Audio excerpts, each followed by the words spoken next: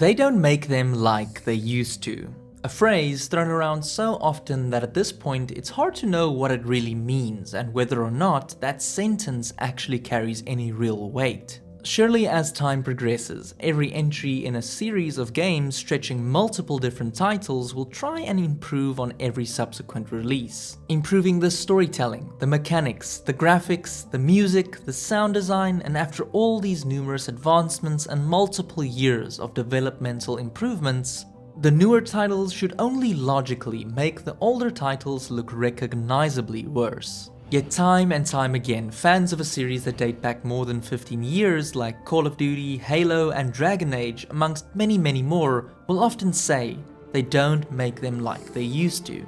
Now I don't think that across the board every single franchise has gotten worse. Sometimes I could argue that one less Nicki Minaj skin and a few less battle passes and your latest Call of Duty game would end up being very similar to what you used to play, and even in some respects better. Yet still, we all have that one series of titles that we always feel was done better when we were younger. But is that absolutely true? Or are we blinded by nostalgia? Perhaps making a game more than it truly was? That is the question I wanted to answer with one game in particular, often referred to by some as the best game in the series and the title that truly skyrocketed Assassin's Creed into the mainstream success it has today. It's a game that back in the day utterly changed my life, and it's probably the main reason I still play games till this day. But now, as I look at what the series has become, I too find myself saying perhaps they don't make them like they used to. In my mind, there really hasn't been a title that tops Assassin's Creed 2. So now, a full 16 years since its first release and almost 14 years since I myself last played it, I wanted to revisit the game and challenge those rose-tinted glasses, looking at the highs of Assassin's Creed 2, the lows of Assassin's Creed 2, and finally answer the ultimate question. Do they really not make them like they used to? This is Assassin's Creed 2 16 years later. On the 2nd of June 2009, at what we used to call E3, Ubisoft would reveal the next installment of the Assassin's Creed franchise. Following the moderate success of Assassin's Creed 1, Ubisoft Montreal got to work on a game they had a clear vision for. They wanted to tell a story set in Renaissance Italy, but more importantly, they wanted players to live the full life of the protagonist they were playing, from baby to young adult to assassin and finally to leader. An idea so ambitious that it would end up creating the benchmark for what a good Assassin's Creed story actually is, spawning not one but 3 games dedicated to telling the full story of one of the greatest protagonists ever written, Ezio Auditore. The reveal was electrifying, a hooded figure dressed in white, blending in with the crowd, running across rooftops and finally assassinating his main target in one of the coolest reveals of any CGI trailer Ubisoft has ever done. Ezio slowly raises his hand as if holding a gun and fires a bullet towards his target. This was a statement.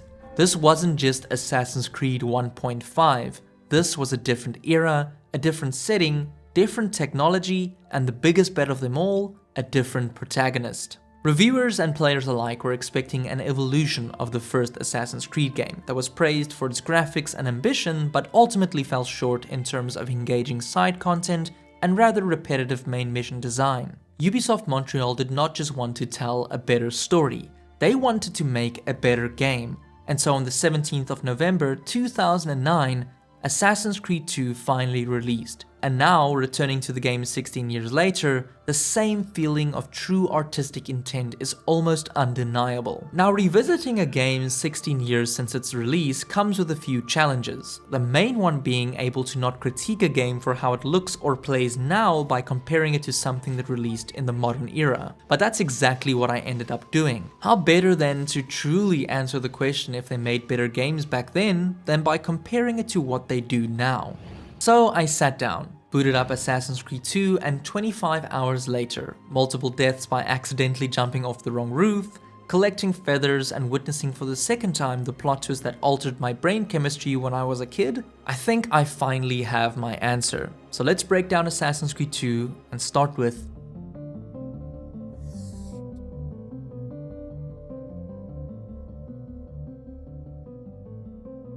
Believe it or not, there was actually a time when some people like myself bought the latest Assassin's Creed game just to experience the story, and that trend really began with Assassin's Creed 2. Assassin's Creed 2 introduces us to Ezio Auditore, a carefree and charming playboy with a wealthy father living a worry-free life in Florence. It is such an effective and well-written opening that in less than 2 hours we somehow fall in love with the entire Auditore family. We care for their seemingly simple struggles. The conversations, although short, give us an insight into the deep bond this family shares with one another. From meeting Leonardo da Vinci for the first time while helping your mother with errands, to racing your brother to the top of a viewpoint overlooking the whole of Florence. The opening of Assassin's Creed 2 is the benchmark of setting up a good story, only to culminate with one of the most iconic title drops in any game I have ever experienced. The title drop still gives me chills knowing what happens next. While running errands for your father, Ezio is slowly becoming aware that something feels off. Ezio's life is then quickly turned upside down when his father and brothers are arrested, and within what feels like mere minutes, Ezio is forced to grow up, become something he will only really fully embrace by the end of the game. We experience the birth of Ezio, moving his hands and feet as he screams his first scream and breathes his first breath. We then experience the youthful, carefree Ezio. His life is good and peaceful, but when his father and brothers are arrested, we witness a boy forced to become a man. When Ezio finds his father's assassin's robes, to me it signifies a massive tonal change in the game. Carefree no longer, Ezio witnesses his father and brothers brutally and wrongfully hanged for treason, betrayed by a close friend who turns out to be working with the Templars. Ezio's life is part of something far greater than he or even we as the players fully understand in this very moment. Not only is this pivotal moment gut-wrenching to watch unfold, but it simultaneously serves as a tutorial teaching players the foundational tenets of the Assassin's Creed that Ezio will only later learn the existence of. Out of sheer necessity to survive, you learn how to hide in plain sight, blend in with crowds, and ultimately leads you to your first assassination. Almost everything you do at the start has narrative meaning, seamlessly using the story to guide you on how to play the game, but also directly connecting the gameplay to the story. The opening of the game ultimately culminates in your first assassination of Umberto, the man responsible for betraying your father and who ordered their execution. It is as satisfying as it is brutal, and a statement that Ezio's story is only just beginning. The Auditori are not dead! I'm still here! Me! Ezio! Ezio Auditore!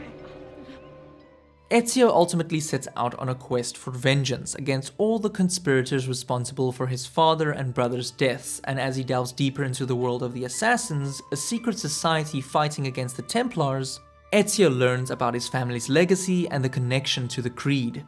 Mario, Ezio's uncle and one of the best characters of the game, helps Ezio to come to terms with what has happened and ultimately guides Ezio in combat and the tenets of the Creed. Do I know you from somewhere? Don't you recognize me? It's me, Mario! Nowhere is Mario's guidance more apparent than in one of my favorite early scenes in the game. Ezio is still a young adult, driven by vengeance and pain, and murdering his second target, Ezio completely loses control over his emotions. Pezzo di merda! Vorrei solo che avessi sofferto di più! Hai avuto la fine che meritavi! Spero che Enough, Ezio! Show some respect. Respect? After all that's happened, do you think he would have shown either of us such kindness? You are not Fieri. Do not become him. Che la morte ti dia le pace che cercavi. Requiesca in pace. This and many more lessons like this will ultimately shape Ezio in becoming the leader he is destined to be. Ezio is by no means a perfect character. He is flawed, broken and bruised by the harsh reality of the world that he got thrown into. This is really, to me, the main reason Assassin's Creed 2 works as well as it does. I don't think when I was a kid I fully comprehended the fact that the game takes place over multiple years of Ezio's life, but now as an adult, playing Ezio's story again, meeting all the different and well-written side characters like Paola and Volpe, all of them which help shape Ezio's views and opinions, it resonated with me on a much deeper level.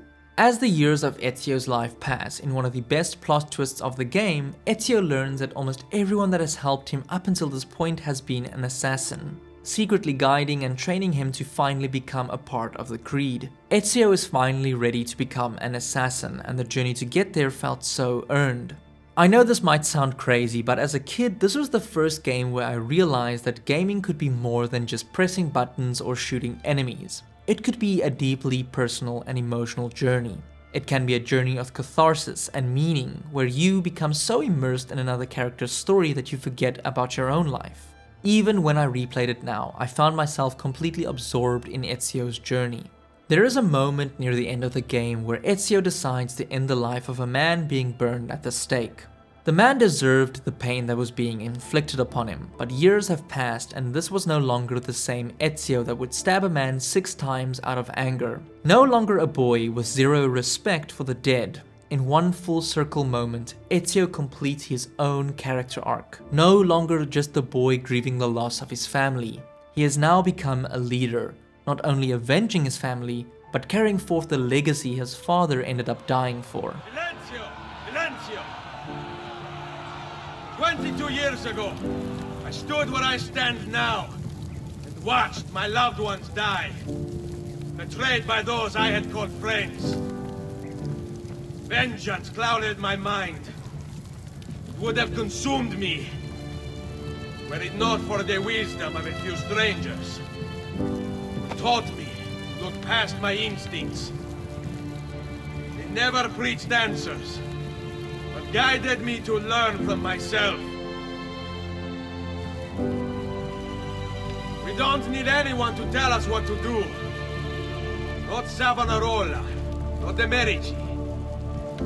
We are free to follow our own path. There are those who will take that freedom from us. Too many of you gladly give it. But it is our ability to choose whatever you think is true that makes us human.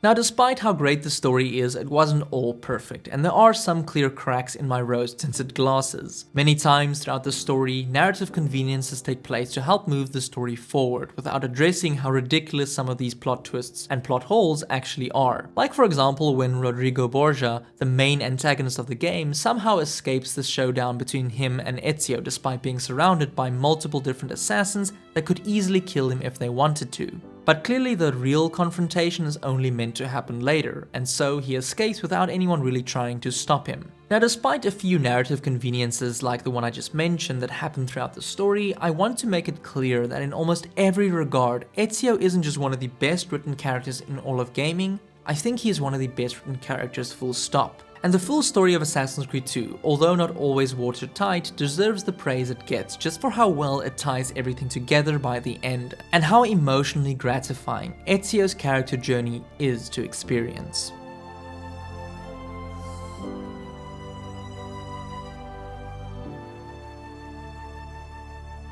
It also really shouldn't be underestimated how important Desmond Miles was to the overall story of Assassin's Creed 2. I remember my friends talking endlessly about the cliffhanger at the end of Assassin's Creed 2, and despite knowing what happens now on a replay, the cliffhanger still hits just as hard. That's the beauty of Assassin's Creed 2. It's a complex sci-fi narrative wrapped in what seems like a simple story of revenge and redemption, but it's so much bigger. Ezio is but a small part of a larger story that in his lifetime he could never really fully comprehend. It hits hard when you realize that the most crucial element of Assassin's Creed 2's story is not Ezio, the character whose memories you've been reliving. It is in fact Desmond, and how his journey is intertwined with that of Ezio's. When Ezio completes his arc, finally retrieves the apple, defeats Rodrigo, and enters the Iso vault beneath the Vatican, Desmond in the modern day is only just beginning his real story. Ezio's whole life leads him to this point, for Desmond through the Animus to witness Ezio's memories, to receive a message from the people who came before. And in a shocking twist, Minerva reveals she is not speaking to Ezio, but in fact through Ezio to Desmond. It is done. The message is delivered. We are gone now from this world. All of us. We can do no more. The rest is up to you, Desmond. What? Who is Desmond? I don't understand. Please, wait. I have so many questions. The world is ending and there's only one person that can stop it. Desmond Miles. What an ending to a video game. Me and my friends were so invested in the overarching narrative of Desmond trying to save the world that every subsequent Assassin's Creed release served as almost like the next season of a series you really loved. It was a time of cliffhangers and plot threads that made the world of Assassin's Creed not only feel truly unique, but genuinely rewarding to experience on a narrative front. I understand that for some, the modern day doesn't really even matter, but to me it always did, and it's one of the biggest things lacking for me personally in the newer games. Ever since Black Flag, the series has lacked a strong and clear narrative direction for the modern day, and I often wonder why even keep the modern day plot if it's not really going anywhere. To me, the story of Desmond Miles served as a reason to genuinely care, and hot take incoming, without it I don't believe Assassin's Creed would be as popular as it is today. There was a clear direction for the series back then, and love it or hate it, the direction was guided by Desmond Miles. His story being the inherent thread that tied everything together. It was always meant to end though, and by Assassin's Creed 3, the conclusion of Desmond's main narrative didn't satisfy everyone, but when looking at Assassin's Creed 2 in a vacuum, it was and still is to this day one of the best and boldest narrative setups that any franchise I knew of had ever attempted. Playing it again now felt almost strange, as if looking at a long-lost best friend through a hazy window. It's a beautiful yet somber distant memory, one that I'm super grateful to have experienced back in the day, and one that even through replaying now, I can appreciate even more with some hindsight.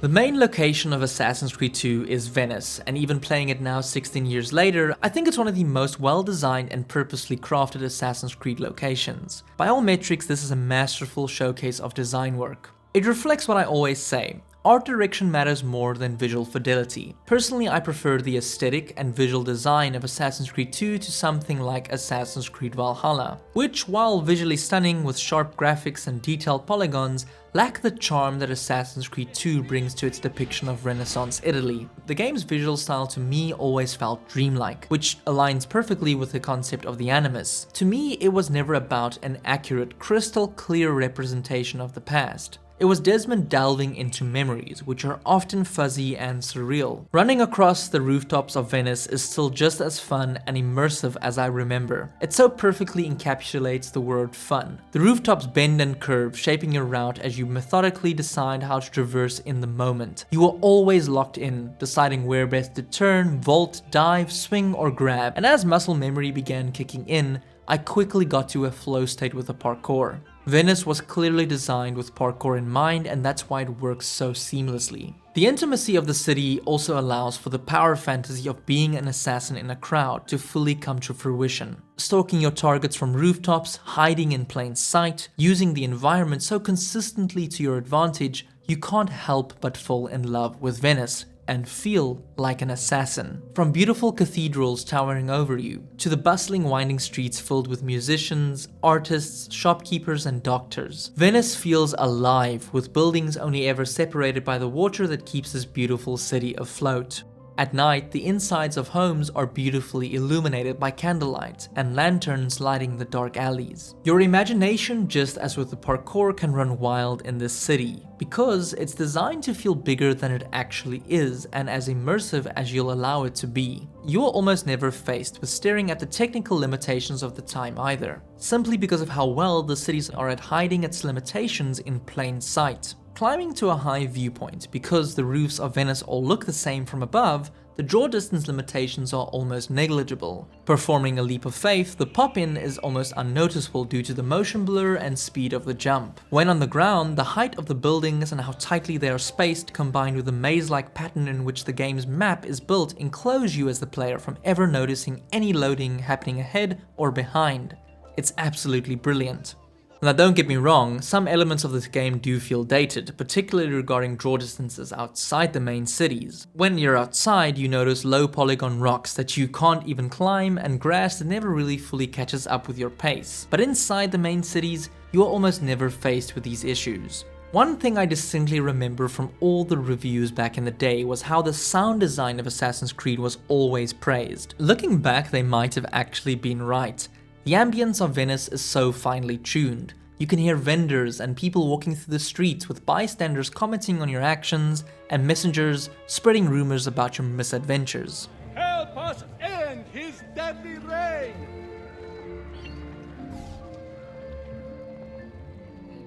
As the franchise has expanded with each new entry, with the worlds only becoming larger, the thing that I feel gets lost is the intimacy of the sound. Creating the soundscape of just one city like Venice is much different than having to create the soundscape of an entire country like Greece in Odyssey. I could not tell you how Greece sounds in Odyssey, just that it sounded fine because nothing really ever sounded distinct. But ask me to describe Venice, Florence, and even Monteriggioni, I might just be able to write a whole video essay just about the sound design. Another aspect of not only Venice but all the locations is how memorable the music of each place is. Jesper Kyd wrote an absolute masterpiece of a soundtrack for Assassin's Creed 2 that evoke feelings of wonder, sorrow, mystery, and melancholy. And throughout your journey, each location becomes a string of notes that when you close your eyes, you only need to hear the song to realize that you are in Venice. The combination of all these things I mentioned make Venice an all-timer location, and one that feels handcrafted by developers that truly wanted to create something magical. It is the best setting for Ezio's story and the ultimate depiction of the perfect assassin's playground.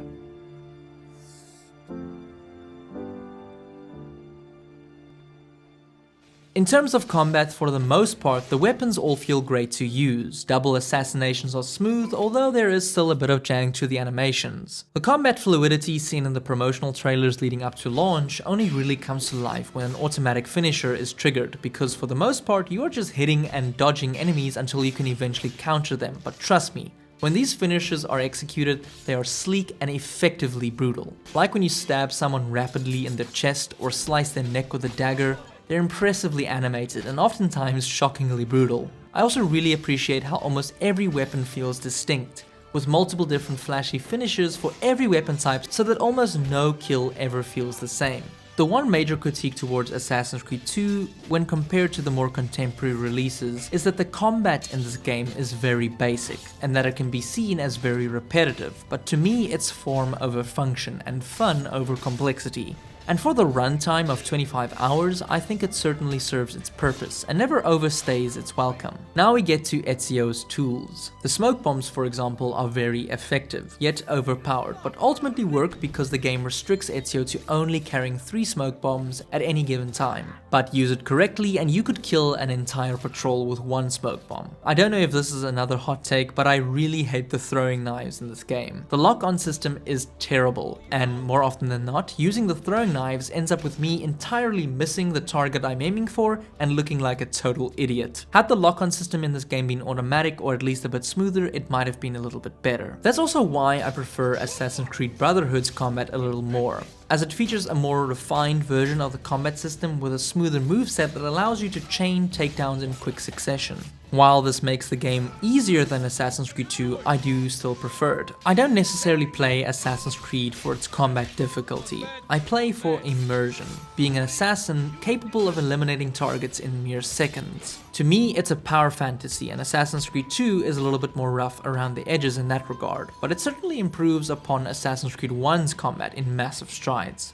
In terms of stealth, I think it's the one area that Assassin's Creed games have always struggled, and I've never really understood the complaint that Assassin's Creed used to have good stealth and now all of a sudden doesn't. In my opinion, stealth has always been bare bones, and in Assassin's Creed 2 it's more of the same, but at least a smart evolution again from the first Assassin's Creed. I really love how hiding in plain sight works, allowing you to join and blend with any group of people you choose, no longer limiting you to only hiding with monks like the first game. The use of courtesans and mercenaries are also especially effective and a welcome addition when having to distract or attract targets or guards. I genuinely miss the social stealth aspects of the older games, and I really hope they make a proper return down the line. Assassin's Creed 2 feels like a sandbox made entirely to be exploited for your pleasure. It's purposely built to incentivize creativity and fuel that assassin fantasy. The mission design is also another step up from its predecessor, often throwing you in fun scenarios like attending a carnival-esque party to assassinate a target,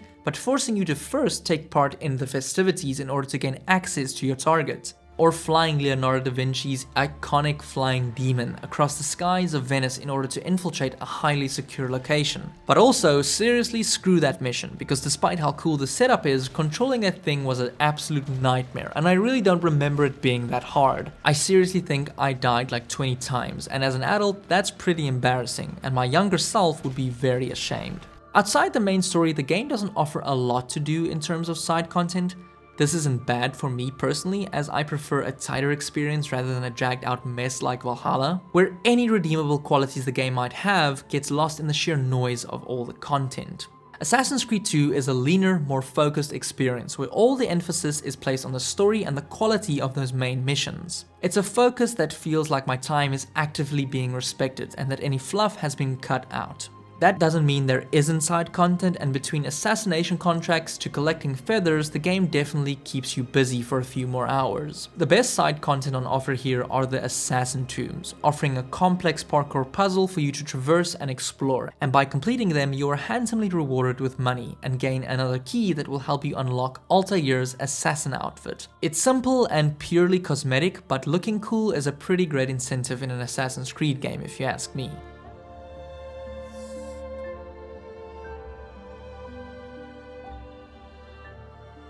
The answer that sparked this replay, at least for me, is that in almost every single regard, Assassin's Creed 2 does everything better than contemporary Assassin's Creed. Obviously this could change with the thousands of Assassin's Creed projects still to come, but for now, Assassin's Creed 2 remains the benchmark of what a near-perfect Assassin's Creed experience means to me. A well-written story that uses the Assassins versus Templars feud as a strong narrative backdrop for Ezio's character journey, rather than a half-baked last-minute implementation of Assassins like with Valhalla. A beautifully detailed and intimate one-city setting and a respect for the player's time. In the 25 hours I spent with Assassin's Creed 2, not one moment felt wasted or obtuse. The emphasis on the connection between the modern-day Desmond story, combined with the emotional journey of Ezio becoming a legendary assassin, is a form of artistic writing that modern-day Ubisoft simply lacks. Saying that a series peaked 16 years ago is as much a knock on the lack of originality and respect for the franchise that contemporary Ubisoft has for Assassin's Creed as it is a compliment to the sheer brilliance of the development team that worked on the game 16 years ago. I still love Assassin's Creed. I play every single title and still find things to like in every single new release. But there are times where I miss how much creativity and genuine focus went into the writing alone. How much emphasis was placed on having a player actually feel something rather than just having them play for longer. I miss when my time felt respected and where the release of a new Assassin's Creed game meant the modern day story was moving forward. I don't know if these are unrealistic expectations to have for modern Assassin's Creed, just with how massive it has become. But I really hope that someday they can make them, even if just a little bit, like they used to. If you enjoyed this investigative retrospective, consider watching one of my other retrospectives right here, and I'll see you in the next investigation.